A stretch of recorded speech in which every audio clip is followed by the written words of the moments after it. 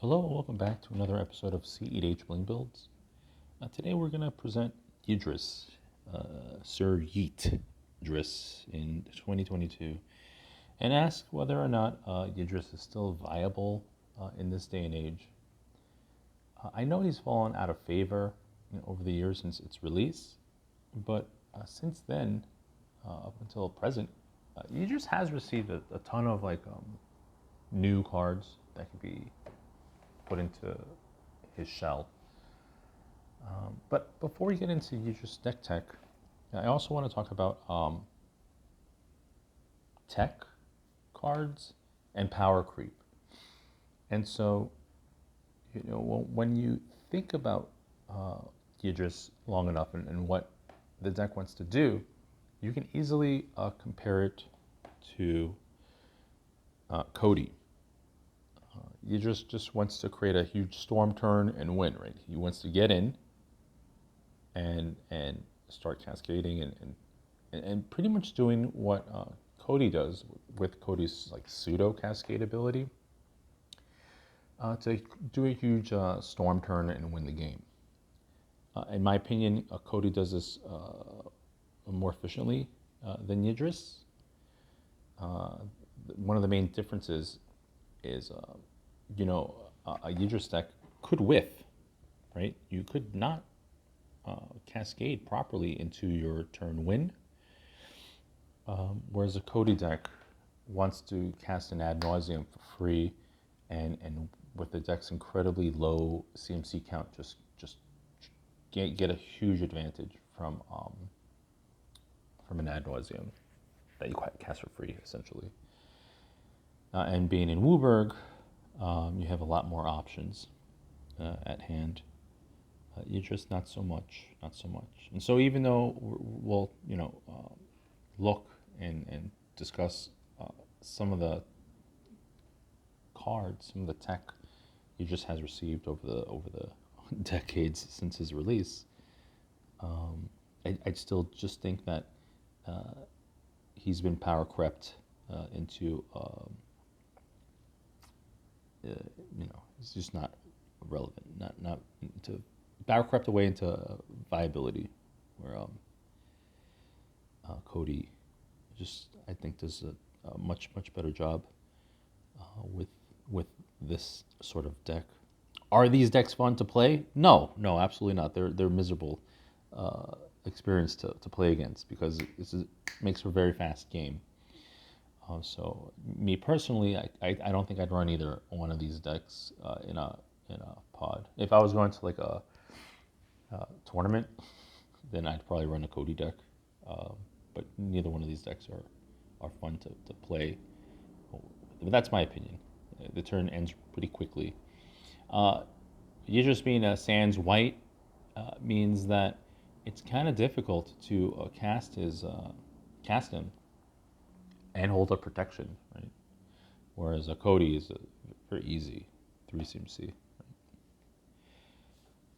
Right? And also tech cards. So there's been a lot of discussion around cards like Viridian Revel. If it's worth playing in this current metagame, and the argument being is that cards like Revel, with Wizards really pushing treasures so much, Revel could kind of be like a green Risic study. Are we there yet? I don't know, but if you're into foiling out cards, I don't know what you're waiting for. Pick up your Revel now before it's a $110 foil. But this is what's known as a tech card. If you put this into your main board in a pod that doesn't really go ham with treasures, then it's a dead card. And a lot of cards like that, artifacts and enchantments, exist. We'll go some of the other ones. Once upon a time, I picked up a card like Compost where it was a tech card because like black reanimator decks, black X reanimator decks were in the scene. But again, if you put this into your main board and you go against a pod where there is no reanimation nonsense going on, then Compost is a dead card. Another one which is interesting is a card like Waste Not. I guess if you're in a wheel strategy or you're facing a lot of wheel strategies, you get some value off of like a card like a Waste Not. And then another weird one is like a Confounding Conundrum. Like if it's like a landfall metagame, you get a lot of value off of like a Confounding Conundrum. And there are tons of cards like this that exist. But my point being is that, just always keep an eye out for these tech cards and keep them in your shoebox. Usually that's where they're going to spend most of their time, in the back of the shoebox. But never ever sell them, because you never know when the time comes to dust off your tech card and, and give it a chance.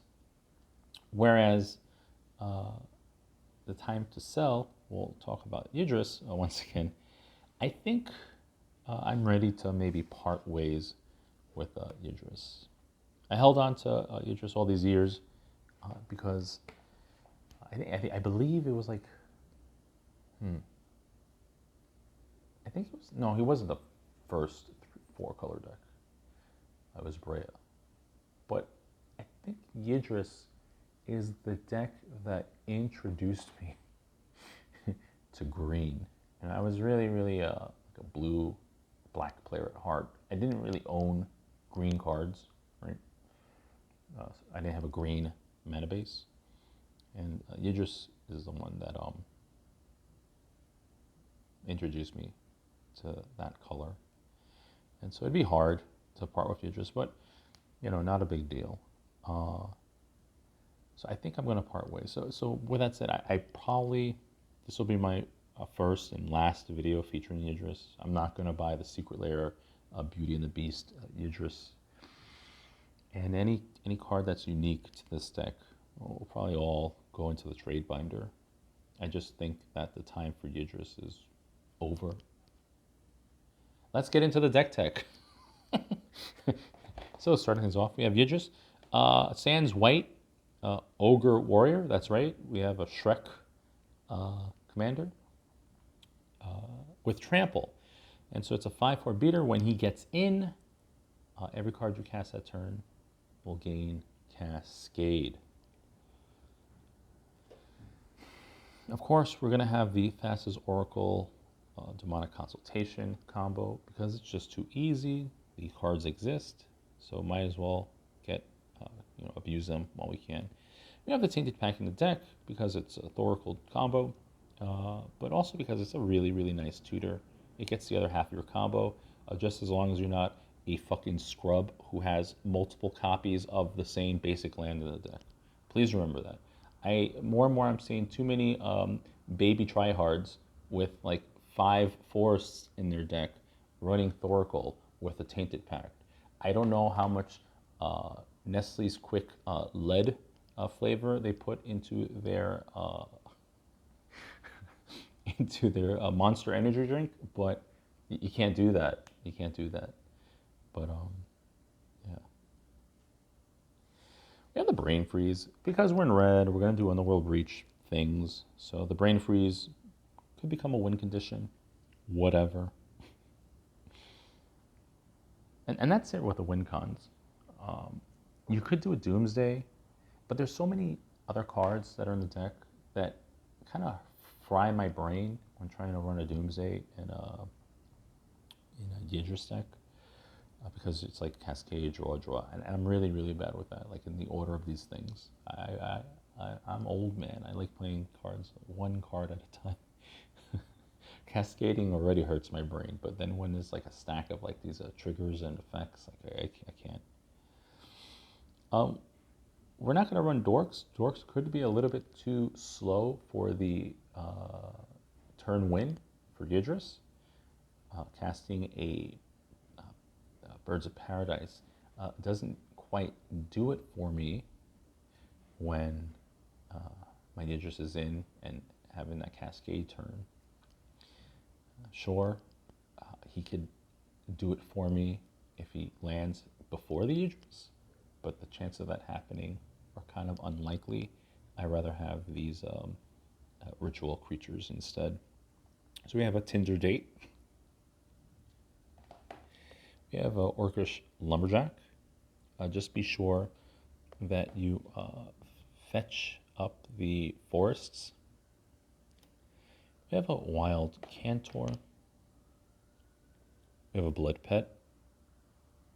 We have a Skirt Prospector. No Corpse Dance, Skirt, Dockside combos in this deck. Not necessary. This deck, it wants to generate infinite mana, but it also doesn't care about, right? You want to be able to pay for the things you cascade into, but preoccupying yourself with infinite mana is just another, thing you have to worry yourself about, and it's like, it's fine. I'm good. I'm fine. We have an Elvish Spirit Guide, a Sibian Spirit Guide. We have a Rangavan who get in alongside with the Yidris. Make that one treasure. Could go a long way, right? Because it spams spawns, creates treasures. It's like more utility Venadork in this deck. No space for Professional Facebreaker, right? We have to talk about the new Campagna cards. Not too many. There's Evelyn, Facebreaker, and Ledger Shredder, and that's about it. That was on my list from that set. But both the bird and the warrior do not make appearance in this deck. We have a Dockside, because of course. We could do Dockside loops, whatever. We have Berkey, because of course. It can kind of aid us in our storm turn. And that is it with the creatures. So let's get into the instants and sorceries. We have March of Swirling Mist. I think it's a pretty important card because let the opponent try it. Let them fucking try it when I cast the Yeet, Professor Yeet, and just let them try to finger bang the Yidris. I don't. Oh my god! So you just phase him out, and then he's gonna come back. He's gonna phase out all those turns your opponents have going on. Blah blah blah blah blah. You could conserve your counter magic, and then he'll come back nice and fresh. And he'll get in and win on that turn. So March of Swirling Mists, very nice, very nice. We have a Deflecting Swat, because your boy is 100% going to be on board throughout this match. We have a Swan Song. Oh, an offer you can't refuse. An offer you can't refuse. That card, too, was on the list of things to pick up. Flusterstorm, Miscast, Spell Pierce, which offer you can't refuse will probably be replaced, but we'll probably replace the Spell Pierce. So I didn't have to buy my Japanese Spell Pierce after all. Rebuy my Japanese Spell Pierce after all. Dispel, Mental Misstep, Fierce, Guardianship, Pact of Negation, and a Force of Will. Of course, Force of Negation could be in the deck. I didn't have a slot for it. Whatever. I might slot it in. It's not a big deal. We have a Profane Tutor. Wouldn't it be lovely to just cascade into this and then you just get some win condition, whether an Underworld Breach or whatever? This deck is going to give me a headache. I'm going to run it like once or twice or 3 times over the weekend. It's just these cascade turns are going to give me a headache. Ugh. But yeah, you Profane Tutor for free. Get whatever you want. I know other cards exist, like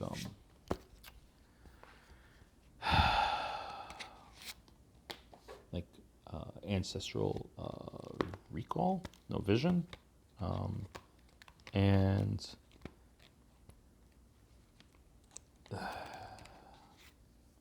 like Lotus Bloom are really, really nice things to cascade into. But I don't know. I'll goldfish the deck for a couple of times before I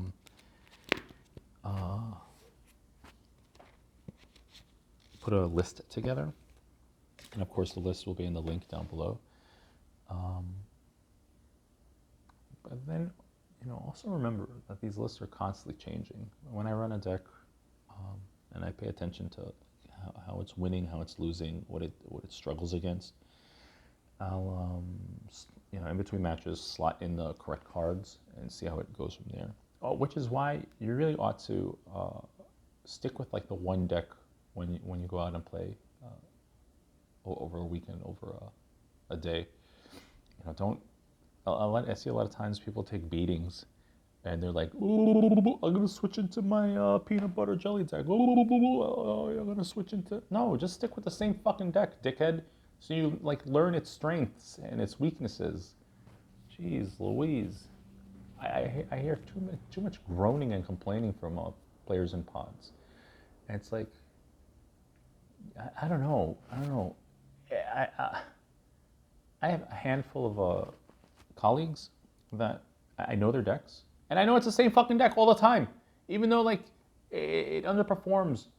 They refuse to take out like the weak pieces, or refuse to believe in like things like power creep. Let's continue. We have a mystical tutor. We have a vampiric tutor. We have a gamble with Imperial Seal, demonic tutor. A lot of the same faces, right? Limdal's Vault, Praetor's Grasp. A lot of the same faces, which, helps. I hope it helps you to understand that, like, the game could be a little boring from this aspect, from this competitive aspect, because it's like the same 60 cards all the time. And people could find it a little stale. Which I'm not going to lie, that I deal with that a lot. I find the game a little bit stale. And so once in a while you change it up, right? You run like some sort of deck that has a completely different win con from the norm. Maybe like a food chain deck or something like that. Something that requires like a 10 card engine just to keep it fresh. We have a Noxious Revival for a little bit of recursion. No Yawgmoth's Will in the deck. Again, something I'll keep a mental note of how important something like that could be. We have a OG Brainstorm, a Windfall, a Wheel of Misfortune, a Wheel of Fortune. No Time Twister. I'm really just trying to cascade into things and just try to fill up the graveyard. We have Appearance of the Abyss and an Ad Nauseam. I think the CMC in this deck is pretty low, where I can have a nice juicy Ad Naus. A ton of rituals, like a Dark Ritual, Cabal Ritual, Calling the Weak, Reign of Filth, Mana Morphos, a card that I always mean to bling out, never have the time to, never have the interest in, as it doesn't go in every single deck. A Summer's Bloom. You're going to be drawing a ton of cards. You're going to have dead lands in your hand. So Summer's Bloom, 1 in the green, a Snorcery. You could play an additional 3 lands this turn, which could be huge for a deck like Yidris, just to extend the turn.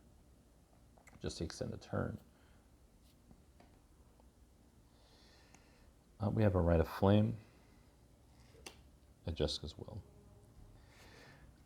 For the spot removal, so I made the decision to make these type of spot removals that bounce universal things. Well, not universal thing. When I say universal, I mean like mine or my opponents.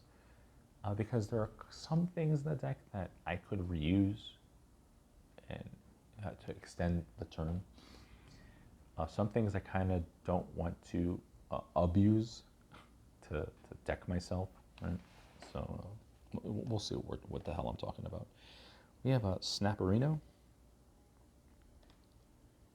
We have a Winds of Rebuke, Chain of Vapor, Alchemist Retrieval, and a Geist Wave.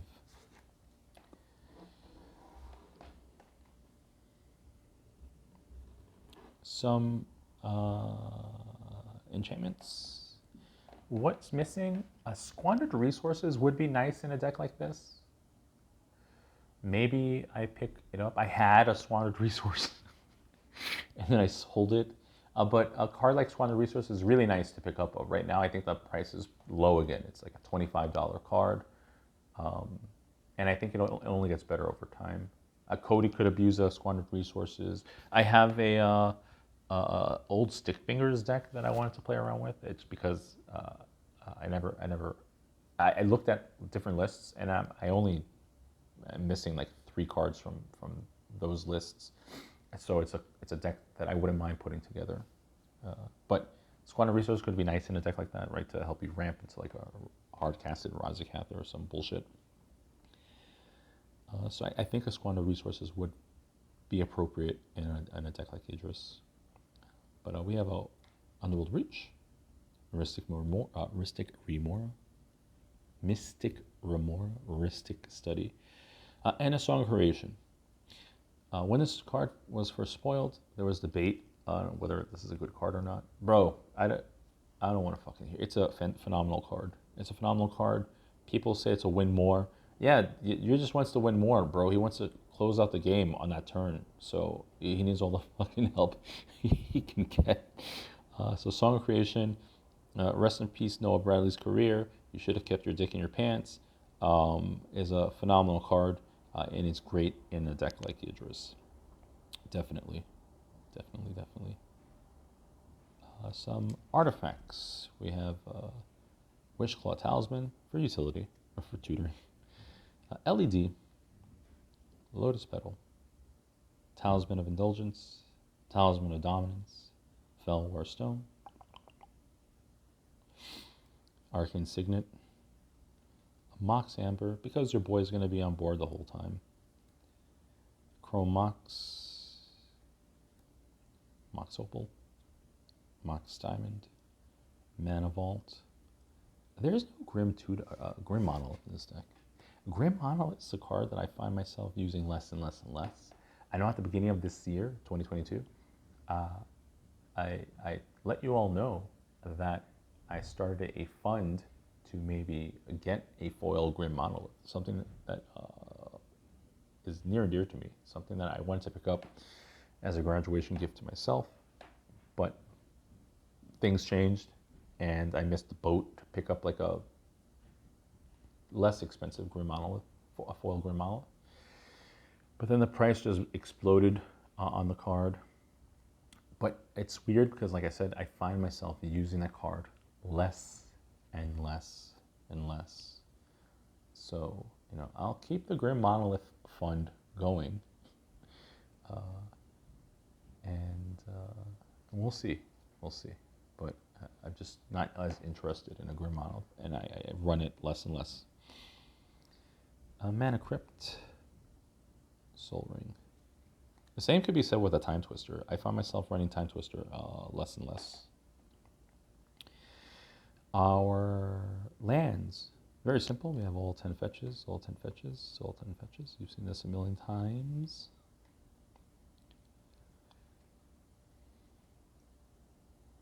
We have the one island, is whatever. I don't know. It might be a Blood Crypt or something. We have a Breeding Pool. So we don't have all the shocks for this deck. I think we only have the blue ones. But like I said, this could be a Breeding Pool, Blood Crypt. In fact, I might do that now. But we have a Breeding Pool. Steam Vents, a Watery Grave. But we do have all 10 duels. Not all 10 duels. All 6 duels.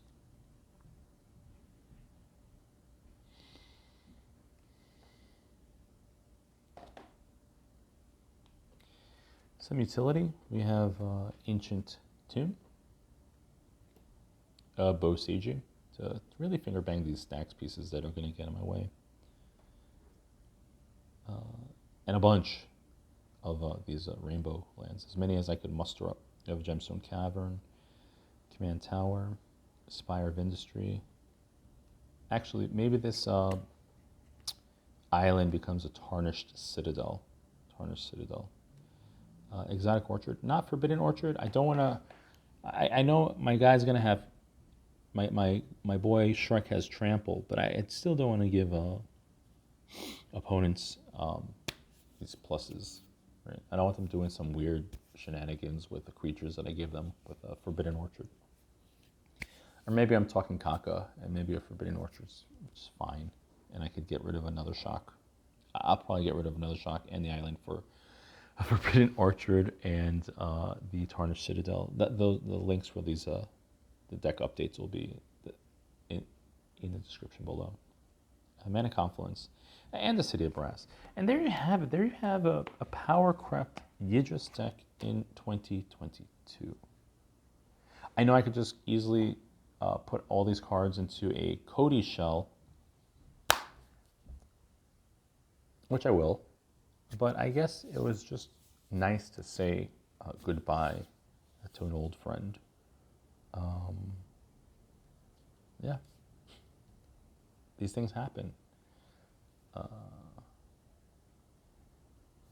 Especially in a game like Commander, Wizards starting to see how popular the format is. Just look at the number of legendary creatures that have been printed over like the last 2 years. It's crazy. It's crazy. But these are decisions you have to make as a collector. You have to kind of know when to pick stuff up. Right? You have to know when to pick stuff up and when to cut things off. It's just the name of the game. Any game. I hope you enjoy that. Coming up next, a Codie deck now. Yeah, thank you very much. Goodbye.